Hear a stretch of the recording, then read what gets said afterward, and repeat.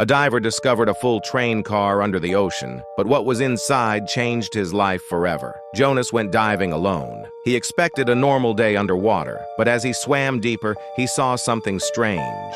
Railroad tracks buried in the sand. He followed them, curious. The tracks led to a train car sitting on the ocean floor. It wasn't broken or rusty. It looked like it had just been placed there. Jonas swam around it. Suddenly, he heard a noise coming from inside. He was scared, but wanted to check, not knowing what was waiting for him. But the doors were sealed shut. He looked through a window and saw empty passenger seats. This wasn't a cargo train. It was meant for people. That made it even stranger. The train wasn't wrecked. It was just sitting there like it was waiting. Jonas used his dive knife to open the back door. A small cloud of dust floated out. What he saw inside shocked him. Jonas floated in the doorway, heart pounding. Inside the train, rows of passenger seats stretched in front of him. Some were torn, others looked untouched. There was no fish, no sea life, just silence. That alone felt strange. Most underwater wrecks are full of life, but this place felt frozen. As he moved down the aisle, he noticed something that didn't fit.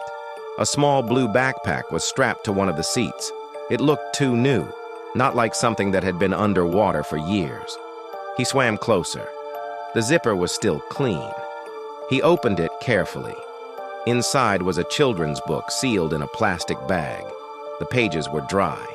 The title said, "My First Train Ride." Jonas stared at it, confused.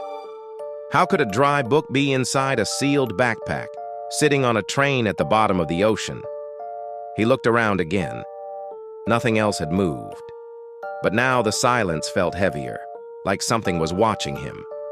His light flashed across the floor. Then something shiny near the front of the train caught his eye.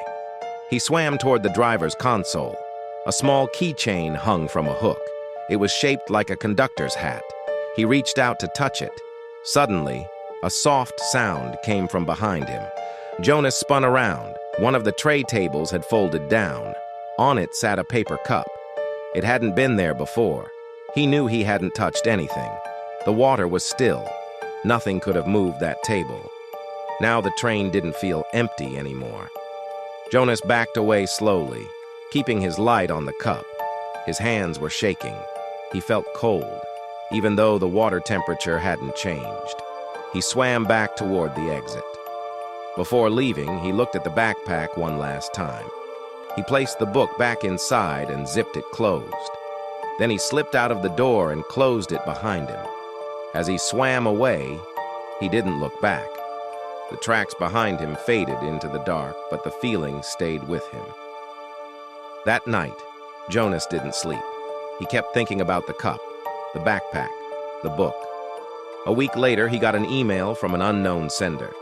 It had no subject line, just one sentence. "Did you take the book?" Jonas stared at the message for hours. And for the first time in his life, he was truly afraid.